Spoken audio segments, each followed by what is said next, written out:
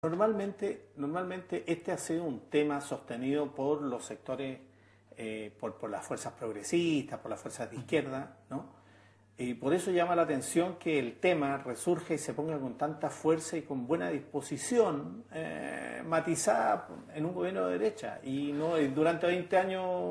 Nosotros fuimos muy críticos de los gobiernos de la concertación por no querer avanzar más en este tema. ¿Por qué no avanzaron los gobiernos de la concertación en este tema? Yo creo que por debilidad, por falta de voluntad política, por falta de convicción, porque además yo creo que el lobby sionista es transversal a todos los partidos políticos y hay partidos que se dejaron manipular.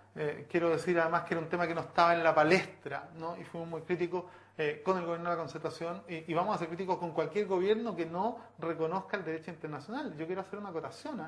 ¿Sabes? Una de las declaraciones más importantes de saludo al reconocimiento argentino del Estado palestino con la frontera del 67, ¿de quién vino? Del ICUF, de las entidades judías culturales de Argentina. Los primeros que salieron, y la declaración está en internet, está a disposición de todo el mundo. O sea, los judíos de las organizaciones que tienen una federación de entidades culturales judías salieron a manifestar su apoyo, su reconocimiento y su agradecimiento al Estado argentino y al gobierno de Cristina Kirchner, que además su canciller es Timerman, ¿ya? De origen judío. Yo no hablo de origen, pero entiendo que él profesa la fe judía. Yo ahí tengo mi diferencia entre confundir lo que son los pueblos con las religiones.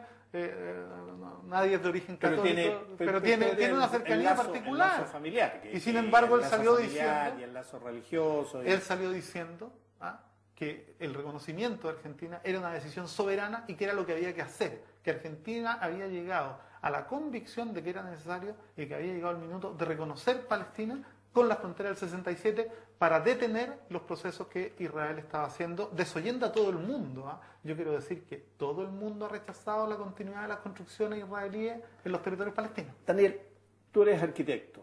Vamos a los territorios ocupados, vamos a Palestina y vamos a un ámbito que es tremendamente abigarrado desde el punto de vista de la presencia humana, de la densidad poblacional, etc. Y la arquitectura se ha estado usando incluso con propósito de ocupación y guerra. Hace poco tiempo una universidad norteamericana dio el premio, la cátedra Stirling, a un arquitecto judío que había hecho un trabajo, Eyal Weizman, sobre la arquitectura como un artefacto de guerra, decía. Y entonces desplegaba y explicaba él que la perforación de la ciudad hecha a través de bombardeo, que no era un acto irracional, sino que estaba destinado a terminar el interior y el exterior y por lo tanto a desarrollar toda una manera de despliegue militar en las zonas densas palestinas. ¿Qué viste tú cuando estuviste en... Yo vi una destrucción brutal. Yo vi imágenes que cuesta reproducir porque el limitado lenguaje que uno maneja a veces no alcanza para poder describir lo que uno siente estando ahí ante la destrucción.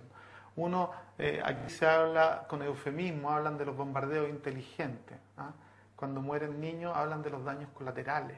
Cuando son bombardeados ciudades completas. Imagínate que fuera bombardeado una parte, porque, Ñuñoa es mucho menos denso que Gaza.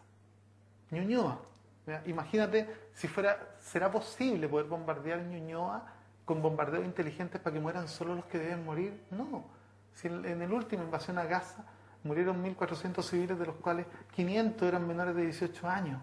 O sea, la verdad que aquí estamos hablando de una ocupación brutal. Y no son los palestinos los que han ido a ocupar Israel. No son palestinos los que están ahí. A lo que se refería Weizmann era, ¿no es cierto?, su trabajo era que había que eliminar este factor del interior y el exterior. Exacto. Para el despliegue militar. Y por lo tanto, breaking walls. Es pasar por todo. Es comprender... Perforarlo vertical y horizontalmente, decía. Mira, lo voy a combinar con una noticia que recuerdo haber leído el otro día acerca el recuerdo, digamos, de la creación de la bomba de neutrones. La famosa bomba limpia. Claro, que estaba precisamente en el extremo opuesto a esta, ¿no? Que decía, mira, genera el daño y se, entre comillas, yo no puedo comprender lo que voy a decir, no lo comparto, pero decía, se destruye lo que hay que destruir, que es la vida del enemigo, pero no la infraestructura para que pueda... aquí no, es todo lo contrario, aquí no hay infraestructura. La bomba capitalista. Claro, eso es tremendo, es brutal la definición, ¿no? Pero aquí el criterio es completamente otro, es tabla rasa. Mira, yo estuve en ASA, la Asociación Cholem Aleje en Brasil, que es una asociación de judíos progresistas. Y con ellos comencé a trabajar porque somos muy cercanos y ellos se declaran judíos no sionistas y son muy partidarios del pueblo palestino. Y con un amigo cercano a esta asociación, él comenzó y está estudiando un diplomado hoy día en Japón en la Universidad para la Paz. ¿Ah? Y él está tratando de sistematizar las experiencias de ruptura de los judíos sionistas con el sionismo. Y está tratando de sistematizar y preguntándole a mucha gente que ha dejado de ser sionista después de ver lo que pasa en Israel, habiendo sido, él incluso fue teniente del ejército y hoy día es un antisionista brutal. Y en una de esas entrevistas que yo vi con la gente que me entrevisté en este tema, me entrevisté con una arquitecta judía que había sido sionista y que se había ido a vivir a Israel. Y ella me comentaba que el minuto en que ella se deshizo intelectual e ideológicamente del sionismo fue cuando como arquitecta la mató la forma en cómo ellos destruían las aldeas palestinas en los territorios ocupados, cómo hacían tabla rasa, porque uno va a las ciudades palestinas, y aquí estamos hablando de un juicio plenamente arquitectónico, ¿no? Y ve cómo las ciudades palestinas suben por los cerros como el paraíso, ¿no? Se nota que han estado ahí por miles de años. En cambio uno va a los asentamientos israelíes y son unas cosas que pasan encima de todo y que son lisas y que están puestas sobre cerro, pero que en el caso del bombardeo en Nablus en 2003, 2002, por ahí, estaban destruyendo patrimonio arquitectónico y entonces se hablaba universal y se hablaba de irracionalidad, cuando en realidad lo que había era una perfecta racionalidad militar, ¿no es cierto? No hay racionalidad.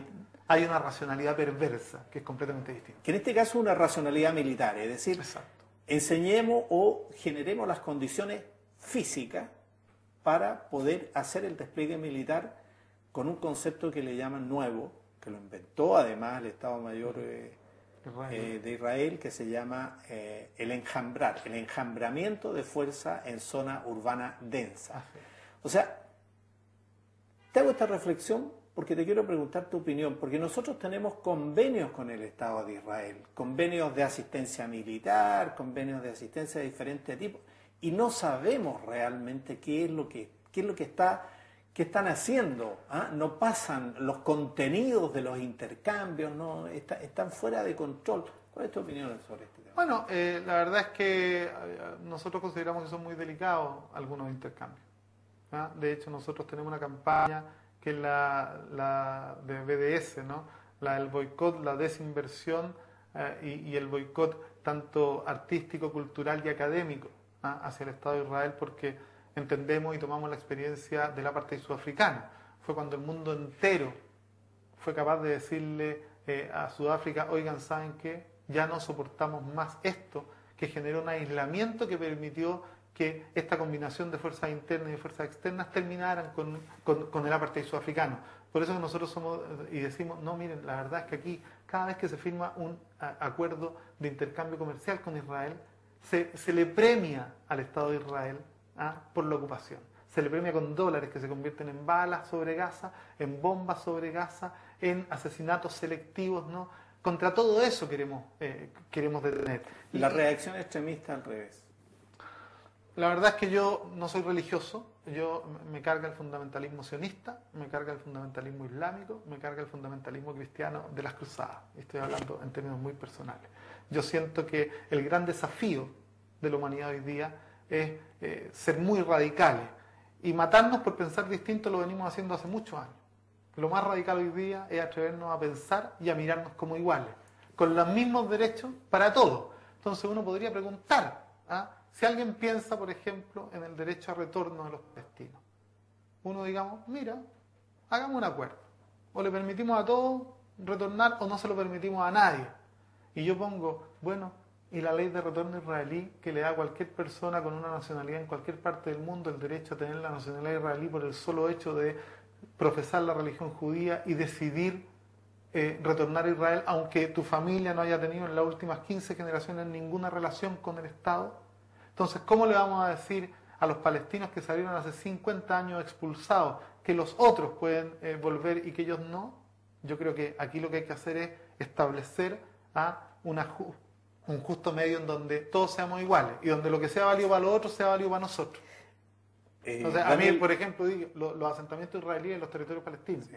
Bueno, permítannos tener asentamientos palestinos altamente armados ya y con capacidad militar al interior de Israel para los palestinos que viven ahí, que conforman un 40% de la población. Te quiero hacer una pregunta. Tú eres vicepresidente de Comunicación y Desarrollo Organizacional. La causa palestina en el mundo se ha instalado más por los actos por las significaciones, los símbolos, incluso los actos de violencia, que por el conocimiento real de qué es lo que ha ido pasando en la vida cotidiana. Es muy difícil imaginarse la vida cotidiana en una zona ocupada, pero además en las condiciones de hacinamiento y de acercamiento en que se viven los territorios, ¿no? Entonces, aquí no hay una falla del mundo palestino, que además es muy culto. Durante muchos años fueron los consejeros, en los años 70 del siglo pasado adelante, fueron los consejeros de los jeques, de los príncipes, y el mundo árabe se ha nutrido de la élite intelectual palestina que ha estado dispersa, que tiene una diáspora. Que no puede volver a su tierra. Que no puede volver a su tierra. Como Edward Said, incluso siendo un intelectual norteamericano. Pero ¿no crees tú que aquí hay una falla de comunicación sobre el entorno, que se han exacerbado los elementos militares y que se deja sentada sobre la mesa la idea de que esto no tiene salida? A ver, es que Santiago, tú cuando planteas se han exacerbado, planteas como si fuera una responsabilidad transversal a todos los actores del conflicto. ¿No es transversal a todos? No, yo creo que no. Aquí hay una maquinaria de comunicación internacional. Yo, por ejemplo, hoy día veía... Pero en la mañana veía CNN, y te quiero hacer una denuncia brutal. Claves de CNN. Y el origen del conflicto, según CNN, es el no reconocimiento del Estado palestino, del Estado de Israel en el 48 por los árabes. Pero septiembre negro no es septiembre negro, y las acciones de terrorismo internacional han sido también parte de, la voladura de uno y otro. Y la voladura del Hotel King David. El hecho de que quien fuera primer ministro israelí haya estado impedido de visitar Gran Bretaña por haber asesinado. O sea, la verdad que el terrorismo lo importaron los sionistas que llegaron a Palestina, ya en inicios y a finales del siglo XIX, inicios del siglo XX, porque antes de eso el 5% de judíos que vivían en Palestina antes de la llegada del sionismo convivía perfectamente, se capazaba y no había ninguna diferencia. Ahora, eso nos ha remontado y tú no ves acciones colectivas de la gente que no es sionista, de los no sionistas y de los conjuntos, pero no se ve, no se nota. Mira, yo creo que hoy día Internet, el ciberespacio, ha logrado democratizar la información de tal manera que toda esta imagen que durante años asoció la imagen de terrorista al pueblo palestino, hoy día está completamente revertido. Y es más, hoy día tenemos mucho más apoyo y más solidaridad del mundo entero. Mira, a mí me tocó participar en Belén en el Foro Social Mundial acerca de los derechos colectivos de los pueblos, ¿ya? Y te voy a comentar una experiencia que para mí fue muy dura. Uno siempre plantea lo que acabas de plantear tú. Oye, mira, la maquinaria de información nos tiene abrumados, nos asimilan siempre con el terrorismo y nuestra causa no sale, la realidad no se conoce. Cuando yo estuve en ese encuentro, conocí a más de 40 pueblos que están en la misma situación del pueblo palestino. Y ellos sí que están invisibilizados. Hoy día el tema palestino está en los medios todos los días.